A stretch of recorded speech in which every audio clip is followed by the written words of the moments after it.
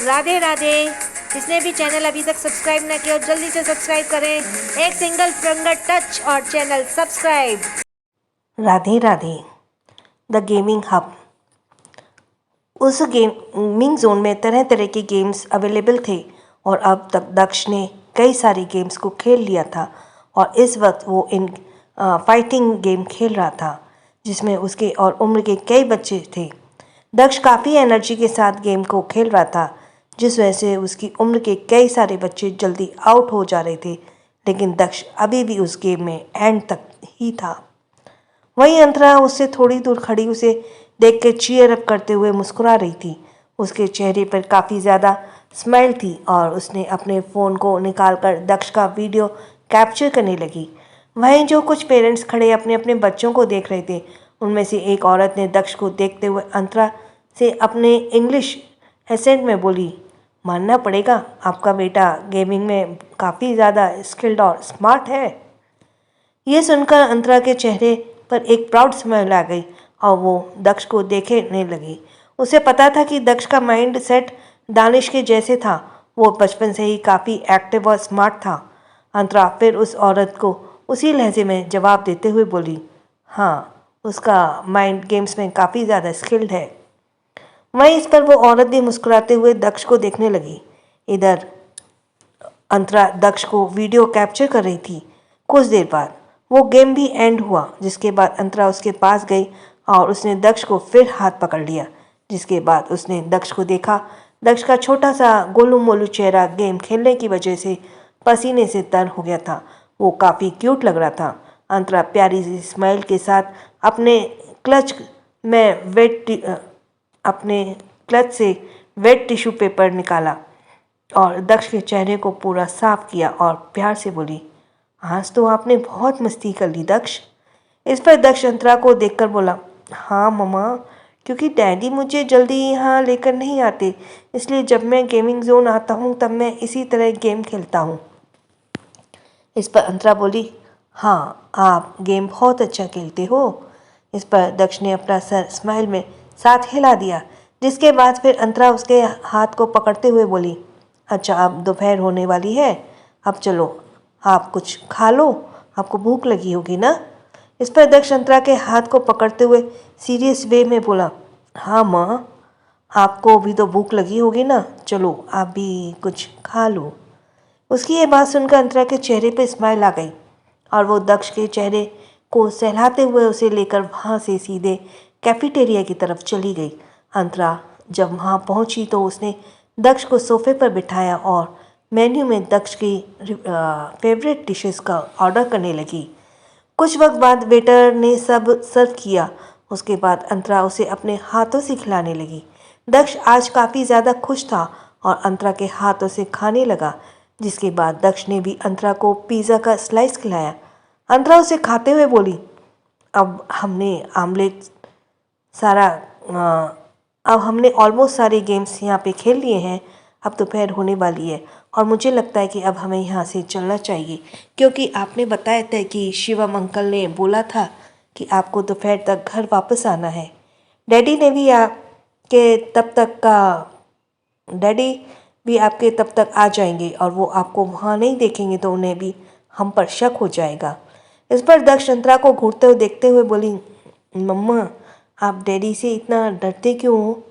ये सुनकर अचानक अंतरा के हाथ रुक गए और वो दक्ष को देखने लगी। उसे देखने के कुछ देर बाद अंतरा अपना सर हिलाते हुए बोली, नहीं, ऐसा नहीं है, मैं उनसे नहीं डरती, मैं तो बस आपके लिए डर रही थी कि कहीं वो आपको ना डांटे। ये सुनकर दक्ष कैजुअली बोला, मुझे डैडी के डांट से फ़र्क नहीं पड़ता, क्योंकि मैं उनकी बातों को इग्नोर कर देता हूँ। उसकी ऐसी बात सुनकर अंतरा फिर दक्ष के समझाते हुए बोली, दक्ष, मैंने आपसे कितनी बार कहा है कि आपको लोगों की बातों को इग्नोर नहीं करना चाहिए, और वो आपके डैडी हैं। डैडी की अच्छी या बुरी सभी बातों को ध्यान से सुनना चाहिए, उनकी रिस्पेक्ट करना है आपको। आप ये बात क्यों नहीं समझती। इस पर दक्ष मुंह बनाते हुए बोला, लेकिन मम्मा, मैं आपकी रिस्पेक्ट तो करता हूँ ना, मैं उनकी डिसरिस्पेक्ट बिल्कुल भी नहीं करता, बस मैं कभी कभी उनकी बातों को इग्नोर कर देता हूँ। यह सुनकर अंतरा ने गहरी सांस ली, मन में बोली, मैं भूल कैसी सकती हूँ कि आखिर दक्ष के अंदर दानिश का ही खून दौड़ रहा है। जैसा दानिश रहेगा बचपन में इसी तरह तो आज उसका बेटा भी है। मुझे अब दक्ष को इतना नहीं समझाना चाहिए। ये सोचकर उसने फिर अंतरा ने अपना सिर हिला दिया और फिर दक्ष को अपने साथ लेकर उठते हुए बोली, ओके दक्ष, अब हम यहाँ से चलते हैं। ये सुनकर दक्ष भी अपना सिर हिला दिया क्योंकि आज वो काफ़ी ज़्यादा गेम खेल चुका था और अंतरा ने भी उसके साथ अच्छा खासा वक्त बिता चुकी थी। अब तक दोपहर भी हो चुकी थी। अंतरा जब गेमिंग जोन से बाहर आई तो दक्ष अंतरा से जिद करते हुए बोला, मम्मा मैं आपकी कार में जाऊँ। ये सुनकर अंतरा कुछ देर सोच में पड़ गई और फिर बोली, नहीं दक्ष, हम एक साथ नहीं जा सकते। इस पर दक्ष अपना सर झुकाते हुए धीरे से बोला, लेकिन क्यों मम्मा, मुझे अकेले नहीं जाना, मुझे आपके साथ जाना है। यह सुनकर अंतरा फिर उसे प्यार से समझाते हुए बोली, हम एक ही होटल में जा रहे हैं और अगर आपसे पहले मैं वहाँ पहुँची तो मैं आपका वहाँ इंतज़ार करूँगी। आप जब वहाँ आओगे तब मैं आपसे मिल लूँगी, लेकिन अभी हमारा एक साथ जाना बिल्कुल भी सही नहीं होगा दक्ष, प्लीज़ मम्मा की बात समझो। ये सुनकर दक्ष फिर अंतरा को कुछ पल घूरा, उसके बाद अपना सर हिला दिया, जिसके बाद अंतरा ने अपने चेहरे को कवर किया और वो सीधे अपनी कार में बैठ गई। इधर दक्ष भी आज बाहर आया था तो गार्ड्स ने उसे घेर लिया। दक्ष नाखुश होते हुए एक चुपचाप जाकर अपने कार में बैठ गया और उसकी कार वहाँ से सीधे निकल गई। दूसरी तरफ वहीं पर उन सबके जाने के बाद एक इंसान जो पिलर के पीछे खड़ा था, उसने किसी के पास कॉल डायल किया और किसी से कहा। वो दोनों आज साथ में ही गेमिंग जोन आए हुए थे। उधर से किसी ने कुछ कहा, जिसके बाद उस इंसान से कहा, ठीक है मैं उन पर नज़र रखता हूँ। ये कहकर कॉल डिस्कनेक्ट हो गया। वहीं दूसरी तरफ कुछ ही देर में दक्ष होटल पहुँचा। अंतरा उससे पहले पहुँच गई थी। दक्ष गार्ड्स के साथ था, जिस वजह से अंतरा ने उसे चुपचाप अंदर रूम में जाने का इशारा कर दिया। दक्ष ना चाहते हुए बिना कुछ कहे उसके साथ वहाँ से चला गया। इधर अंतरा अपने रूम में आई तो उसने देखा प्रियल अभी भी लैपटॉप पर काम कर रही है। ये देखकर अंतरा ने गहरी सांस ली और फिर से चेंज करने लगी। तभी प्रियल ने उसके आने की आहट सुनी तो वो जल्दी से अपना सर उठाकर बोली, मैम आप आ गई, क्या आपका काम पूरा हो गया? इस पर अंतरा ने उसे देखा और वो मन में सोचने लगी, मुझे प्रियल से झूठ बोलते हुए अच्छा तो नहीं लग रहा, लेकिन अगर मैंने इसे कुछ भी बताया तो मुझे उससे पूरी सच्चाई बतानी पड़ेगी और फिर तो सब जानने के बाद पता नहीं ये कैसे रिएक्ट करेगी। ये सोचते हुए अंतरा ने फिर झूठ बोलते हुए कहा, हाँ मेरा काम पूरा हो गया और मैं आज शाम को यहाँ से इंडिया के लिए जा रही हूँ। Excuse me. यह सुनकर तभी प्रियल भी जल्दी से बोली, ओह हाँ मैम, उनका फ़ोन वापस से आया था और वो अब आपसे काफ़ी ज़्यादा ज़िद कर रही है आपसे मिलने के लिए। इस पर अंतरा के चेहरे पर एक स्माइल आ गई। ठीक है, मुझे भी उससे मिलने का बहुत मन कर रहा है। उसके बिना अब ज़्यादा दिन तक दूर नहीं रह सकती। ये सुनकर प्रियल भी मुस्कुराई और फिर अंदर चेंज करने चली गई। वहीं कुछ देर बाद अंतरा चेंज करके आई और कुछ देर रेस्ट करने लगी। रेस्ट करते हुए शाम हो गई। शाम का वक्त अंतरा प्रियल के साथ होटल से सीधा इंडिया के लिए निकल गई। वहीं दूसरी तरफ दक्ष अपने रूम में इस वक्त गहरी नींद में सो रहा था। वो जब जहाँ से आया था गेमिंग जोन से तभी से सो चुका था और वो अभी भी तक सो रहा था। वहीं दानिश जो रात को वहाँ नहीं आया था, तभी रूम का गेट खुला और दानिश अपने भारी कदमों से अंदर आया। इस वक्त उसके ब्लैक पैंट के साथ वाइट शर्ट पहनी हुई थी, जिस पर उसने एक ओवरकोट ब्लैक कलर का डाल रखा था। उस आउटफिट में उसकी पर्सनैलिटी काफ़ी लंबी और चौड़ी लग रही थी। उसके चेहरे पर इस वक्त हमेशा की तरह ठंडे एक्सप्रेशन थे। वो रूम में आया, उसने एक नज़र दक्ष को देखा। दक्ष गहरी नींद में सो रहा था। ये देखते हुए दानिश अपने दोनों पैंट की पॉकेट में हाथ डालकर कुछ पल खामोशी से खड़ा दक्ष को यूं ही देखता रहा। तभी पीछे से शिवम ने आते हुए बोला, जैसा तुमने कहा था कि हम अभी इंडिया जा रहे हैं तो मैंने जेट रेडी करवा दिया है, अब हमें निकलना चाहिए। इस पर दानिश ने कोई जवाब नहीं दिया और वो अपने कदम दक्ष की तरफ बढ़ा दिए। अगले ही पल उसने दक्ष को अपनी गोद में उठा लिया। दक्ष नींद में ही दानिश के सीने से लिपट गया और उसने दानिश के गर्दन पर अपने दोनों हाथ लपेट लिए, जिसके बाद दानिश ने उसके पीठ पर अपना हाथ रखा, उसे लेकर सीधे रूम से बाहर निकल गया। कुछ ही देर में दानिश दक्ष को अपने साथ गोद में ही लेकर जेट में बैठा और वो जेट सीधा इंडिया के लिए रवाना हो गया। दूसरी तरफ इंडिया, दिल्ली, सुबह का वक्त, पैलेस। सुबह गार्डन में इस वक्त एक लगभग 2 साल की छोटी सी लड़की एक ब्लू कलर की फ्रॉक पहने अपने नन्हे कदमों से धीरे धीरे चल रही थी।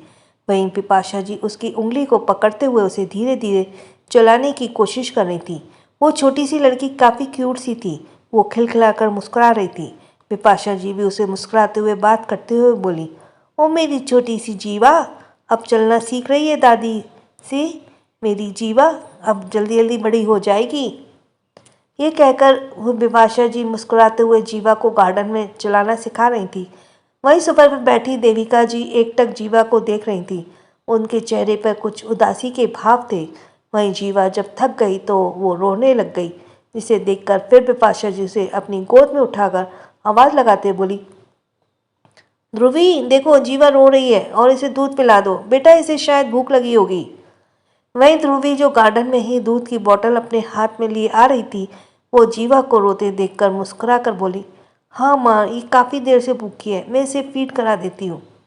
ये कहकर उसने जीवा को अपनी गोद में ले लिया। तभी जीवा रोते हुए ध्रुवी के सीने से लग गई। ध्रुवी मुस्कुराते उसे फीड कराने लगी। इधर बिपाशा जी जब सोफे के पास आई तो उन्होंने देविका जी को देखा। देविका जी कहीं खोई हुई थी और वो किसी सोच में थी।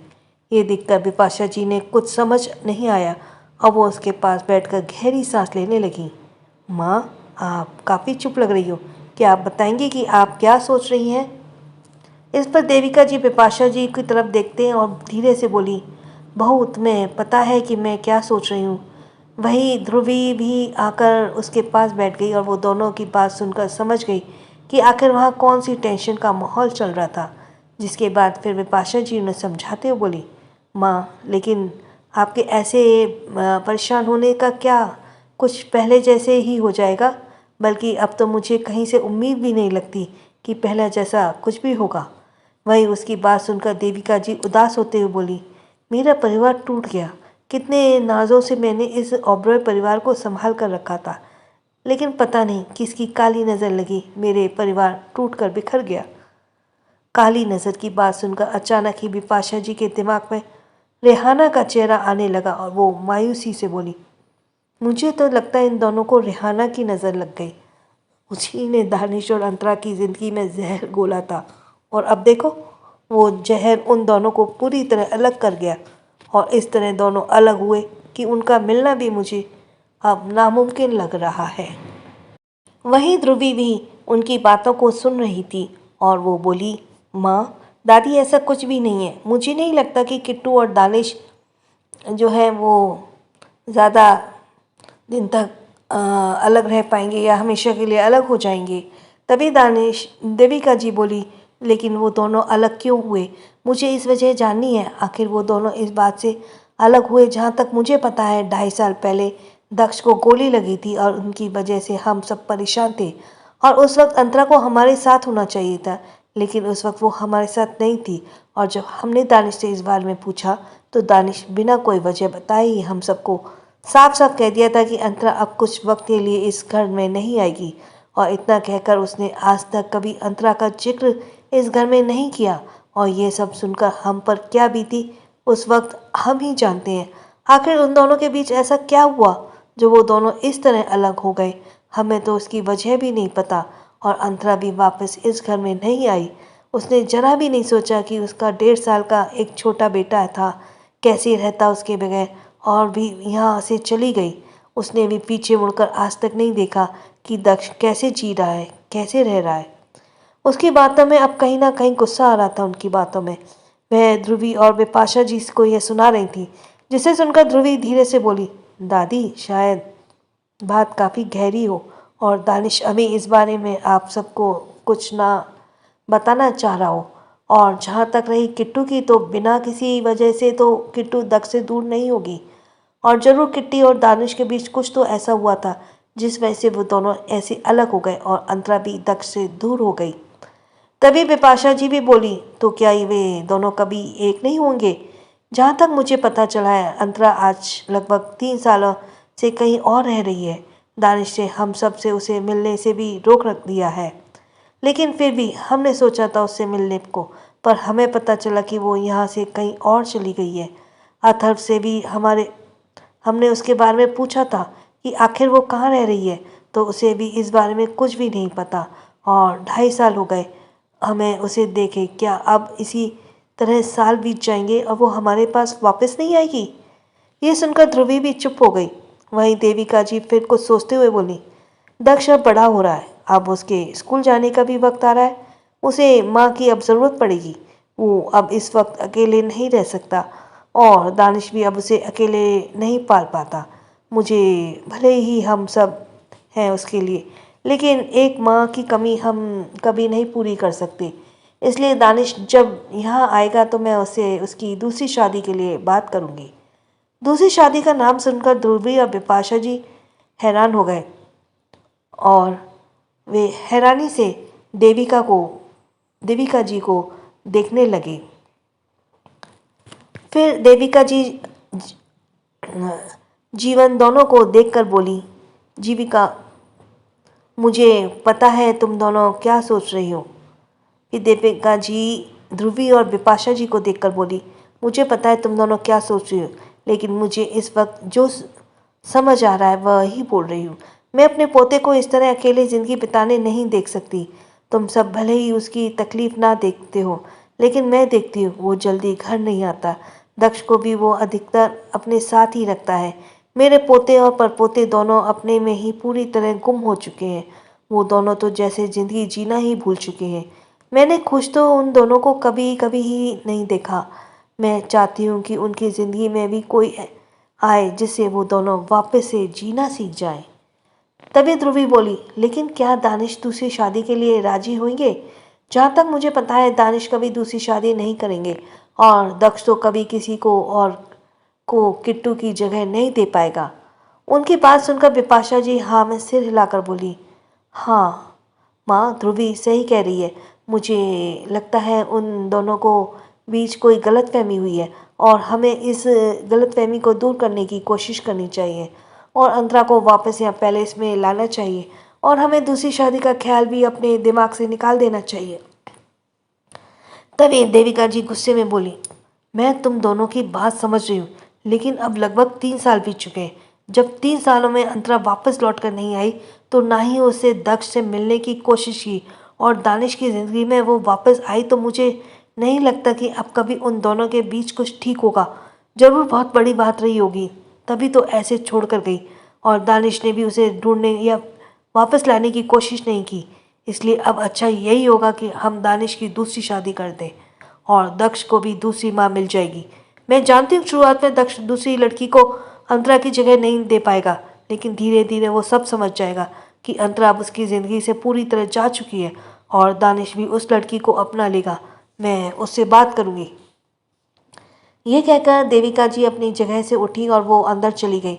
वहीं ध्रुवी और बिपाशा जी हैरानी से बस देखती ही जा रही थी। दूसरी तरफ प्राइवेट विला, उस आलीशान प्राइवेट विला के ग्राउंड एरिया में जेट लैंड हुआ। दानिश उस जेट से दक्ष को हाथ पकड़े बाहर निकला। दक्ष जाग चुका था और उसकी जब आंखें खुली तो वो इंडिया में था। ये देखकर दक्ष दानिश को घूरते हुए बोला, डैडी, आप मुझे जगा सकते थे ना? आप बिना बताए मुझे यहाँ से वहाँ क्यों ले आते हो? वहीं दानिश उस पर सुनकर उसे विला के अंदर ले जाते हुए बिना इमोशन बोला, जब तक तुम छोटे हो तब तक तुम्हारी ज़िंदगी का हर फैसला मैं खुद लूँगा। तुम्हें कहाँ किसके साथ आना जाना है ये सब मैं डिसाइड करूँगा। तुम्हें इसमें बोलने की कोई भी ज़रूरत नहीं है। दक्ष ये बात सुनकर उसे अपनी आंखें छोटी करके घूर कर बोला, लेकिन मुझे नहीं पसंद कि आप मुझे बिना बताए यहाँ से वहाँ लेकर जाएं। ये कहकर वो मुंह फुलाते हुए वो जाकर सोफे पर बैठ गया। तभी दानिश उसे गौर से घूरते बोला, क्या तुम मुझसे कुछ छुपा रहे हो? ये सुनते ही अचानक से दक्ष दानिश को देखने लगा। दानिश के चेहरे पर कुछ अजीब एक्सप्रेशन थे और देखते हुए दक्ष अपना सर ना में हिला कर बोला, नहीं नहीं डैडी, आपको ऐसा क्यों लग रहा है मैं आपसे कुछ छुपा रहा हूँ? तभी दानिश अपनी भौं चढ़ाते हुए बोलो, भूलना मत कि मैं तुम्हारा डैड हूँ और मुझसे कोई बात छिपी नहीं रह सकती तुम्हारी। ये कहते हुए दानिश फिर वहाँ से सीधे लिफ्ट की ओर चला गया। इधर दक्ष उसे जाते हुए घूर कर बोला, तो आप भी तो मत भूलिए कि मैं आपका ही बेटा हूँ, और अगर मैं चाहूँ तो मैं आपसे बहुत सारी बातें छुपा सकता हूँ। यह कहते हुए उसके चेहरे पर एरोगेंट स्माइल थी और वो अपने टैब में गेम खेलने लगा। वहीं ऊपर रूम में दानिश इस वक्त शॉवर के नीचे खड़ा था। उसकी बॉडी पर कोई भी कपड़ा नहीं थे और इस वक्त शॉवर के ठंडे पानी के नीचे अपने दोनों हाथों की मुट्ठियां बनाए खड़ा हुआ था। उसका सर इस वक्त नीचे झुका हुआ था और पानी की बूंदें उसके सर से होते हुए उसके बॉडी चेस्ट पर गिर रही थी। इस वक्त वो काफ़ी ज़्यादा हॉट लग रहा था, लेकिन उसके चेहरे के भाव बिल्कुल कोल्ड थे। उसकी आंखों के सामने इस वक्त सिर्फ अंतरा का चेहरा घूम रहा था। अंतरा की कई हर बातें उसके कानों में गूंज रही थी। आखिर 2.5 साल बाद उसको मेरी याद क्यों आई? क्यों आप मुझे अपने सामने लेकर आए? आखिर क्या हो गया इन 2.5 सालों में जो अब आपको मेरी याद आई? ये सभी आवाज़ें सुनते हुए दानिश ने अपनी आंखें कसकर बंद कर ली। अगले पल उसकी आंखों के सामने कुछ पल आने लगे, जहां एक आदमी की हंसने की आवाज़ आ रही थी, कानों में गूंज रही थी, और वो आदमी उससे हंसते हुए बोल रहा था, वो तुम्हारे बगैर कुछ भी नहीं है। अगर तुम उसके हर कदम पर साथ ना हो तो वो अपने कदमों में कुछ नहीं कर सकती। तुमने इतना उसे लाचार बना रखा है, वो 1 रुपए की औकात नहीं रखती। अगर तुम उसके साथ में ना खड़े रहो तो उसकी औकात भिखारी जैसी है। आखिर तुमने किया क्या है उसके लिए? तुमने उसे सिर्फ अपनी आदत डलवाई है। तुम उसके साथ नहीं हो तो वो कुछ भी नहीं है। वो एक अपंग की तरह है। जब तक उसके पास कोई सहारा है तब तक वो चल सकती है। जैसे ही उसका सहारा टूटा वैसे ही वो टूट कर बिखर जाएगी। तुमने उसे पूरी तरह से अपंग बना कर रखा है। तुम उसे डिज़र्व नहीं करते दानिश ओबराय, और इसलिए मैं बहुत जल्द उसके पास आऊँगा और उसे अपना बना लूँगा, और फिर मैं उसे एक ताकतवर इंसान बनाऊँगा। वो अपने पैरों पे खड़ी होगी, अपने कदमों पर चलेगी। भले ही उसके पीछे मैं रहूँगा, लेकिन अगर मैं ना भी हूँ तब भी वो मेरे बिना स्टैंड लेगी और अपने दम पर सब कुछ हासिल करेगी।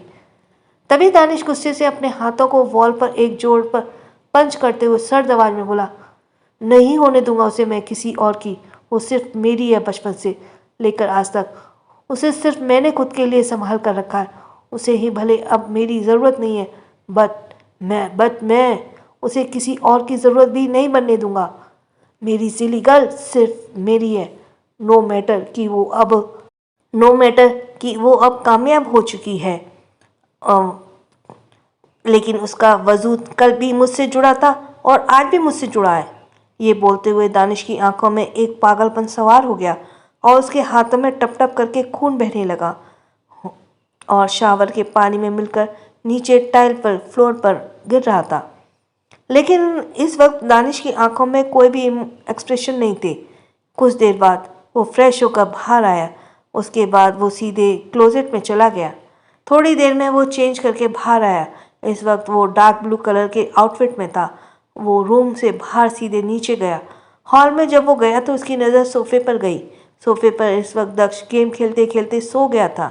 यह देखकर दानिश बिना किसी एक्सप्रेशन के दक्ष के करीब बढ़ा। टैब इस वक्त दक्ष के सीने पर रखा हुआ था। दानिश कुछ सेकंड उसे घूरा और फिर टैब को उससे अलग करके दक्ष को अपनी गोद में उठा लिया। दक्ष नींद में उसे लिपट गया। दानिश उसे सीधा लेकर ऊपर रूम में आया। ऊपर जाकर उसने दक्ष को बेड पर सुलाया और उसे ब्लैंकेट से कवर किया। कवर करने के बाद दानिश कुछ पल उसके मासूम से चेहरे को घूर उसके बाद वो दक्ष के चेहरे पर झुका और उसे दक्ष के माथे पर एक किस कर दिया। दक्ष नींद में था, जिसके बाद दानिश ने उसके दूर होकर बिना कुछ कहे रूम से बाहर निकल गया। वो सीधा नीचे हॉल में आया। तब वहाँ नैनी आ चुकी थी जो दक्ष का ख्याल रखती थी। नैनी ने दानिश को देखा और वो सर झुकाकर बोली, सर आप कुछ देर इंतज़ार कीजिए, मैं अभी आपके लिए ब्रेकफास्ट रेडी कर देती हूँ। इस पर दानिश उसे हाथ दिखाकर मना करते हुए बिना इमोशन के बोला, नो इट्स ऑल राइट, तुम उसका ख्याल रखो, उसे जो खाने का मन करे उसे उसके लिए वो बना देना। एंड वन थिंग, उसे कहीं भी घर से बाहर मत निकलने देना। वे ये कहते हुए दानिश वहाँ से सीधे बाहर निकल गया। इधर नैनी ने फिर अपना सिर हिला दिया और वो किचन एरिया में दक्ष के ब्रेकफास्ट के लिए चली गई। वहीं दूसरी तरफ दिल्ली इंटरनेशनल एयरपोर्ट, इस वक्त अंतरा प्रियल के साथ खड़ी थी। प्रियल अपने फ़ोन में कुछ कर रही थी और वो अंतरा से बोली, मैम बस कुछ ही देर में वो आने वाले हैं। इस पर अंतरा उसे देखकर बोली, लेकिन तुमने उन्हें तकलीफ क्यों दी? हम लोग खुद ही वहाँ जा रहे थे उनसे मिलने। तभी फिर प्रियल बोली, मैम मैं उनसे ये बताना नहीं चाहती थी, लेकिन आखिर में मुझे बताना पड़ गया और फिर उन्होंने कहा कि वो खुद ही आपको रिसीव करने आएंगे। ये सुनकर अंतरा फिर अपना सर हिलाई। तभी कुछ देर में वहाँ एक काली कार आकर रुकी और काली कार को देखकर अंतरा एक हल्की सी स्माइल करने लगी। तभी उस काली कार का बैक डोर खुला तो उसमें से एक आदमी, जिसकी उम्र करीब 28 साल की थी, वो फॉर्मल कपड़े में बाहर निकला। वो आदमी काफ़ी हैंडसम था और वहीं उसकी गोद में इस वक्त एक लगभग 2 साल की बच्ची थी, जो कि काफ़ी ज़्यादा क्यूट लग रही थी। उस बच्ची ने पिस्ता कलर की एक मिनी ड्रेस पहनी रखी थी और उसके छोटे छोटे बालों पर बेबी क्लिप्स लगी हुई थी। वो बच्ची काफ़ी ज़्यादा क्यूट और चबी लग रही थी, लेकिन उस बच्ची की बड़ी बड़ी क्रिस्टल आंखों से आंसू भी बूंदें थी और वो आंखों में आंसू की बूंदें थी और वो इस वक्त अपने नन्हे हाथों से अपनी आंखों पर रख रो रही थी। वहीं वो आदमी उस बच्ची को अपनी गोद में लेकर बाहर निकला और अपनी नज़र सामने खड़ी अंतरा पर गई। वही अंतरा ने जब उस बच्ची और उस आदमी को देखा तो उसके चेहरे पर एक प्यारी सी स्माइल आ गई और वो उस बच्ची को आदमी के पास जाते हुए बोली, आपने मेरी बच्ची को तो रुला दिया, देखो कितने मोटे मोटे आंसू गिर रहे हैं मेरी बेबी की प्यारी प्यारी आंखों से। लाइए मुझे दीजिए मेरी बच्ची को। ये कहते हुए अंतरा ने प्यार से उस छोटा और मासूम सी बच्ची को अपनी गोद में ले लिया। वही उस बच्ची ने जैसे ही अंतरा को देखा वो तुरंत उसके पास चली गई और उसके सीने से लिपट गई। उधर वो आदमी मुस्कुराते हुए बोला, ये तुम्हें देखने की बहुत जिद कर रही थी, इसलिए मुझे इसे यहाँ ले आना पड़ा और अब तुम फाइनली यहाँ आ गई हो, मुझे बहुत खुशी हो रही है। वहीं अंतरा उस छोटी सी बच्ची को अपने सीने से लगाए उसे प्यार कर रही थी। प्रियल भी उसे देखकर मुस्कुरा रही थी और तभी प्रियल मुस्कुराते हुए बोली, मैम के चेहरे पर अब आकर मैं सुकून देख पा रही हूँ। जब नाज में करीब होती है जब ये करीब होती हैं तब मैम सच में काफ़ी ज़्यादा खुश होती हैं। वहीं वो आदमी जो अंतरा को प्यारी सी स्माइल के साथ देख रहा था और बोला, हाँ क्योंकि नाज इसके दिल के बहुत करीब है और ये देखकर मुझे भी अच्छा लगता है। वहीं अंतरा नाज को अपनी गोद में लिए ही उसे कार में ले जाकर बैठने लगती है। तभी वो आदमी अंतरा से प्यार से बोला, तुम बेंगलुरु के लिए आज ही निकलोगी या फिर पहले तुम अपने विला जाओगी? यह सुनकर अंतरा ने कुछ देर के लिए नाज को देखा तो अब उसके करीब आकर चुप हो गई और ये देखकर अंतरा फिर कुछ सोचते हुए बोली, अब दिल्ली आ ही गई हूँ तो एक बार विला जाऊँगी, क्योंकि भाई का भी कॉल आया था।